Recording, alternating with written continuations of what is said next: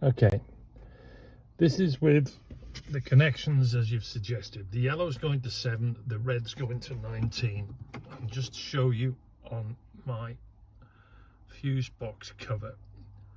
So it's going to 7, the yellow, and the red's going to 19. And as you can see, it's on. Okay, I'm going to start the car up.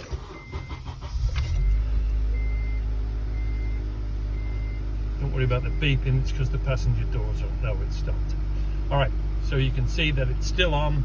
If I move the dash cam around, you can see it's still moving.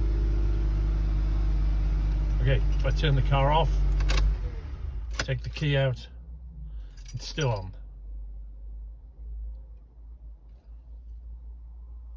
Start it again, it stays on. I turn it off, take the key out, it's still on.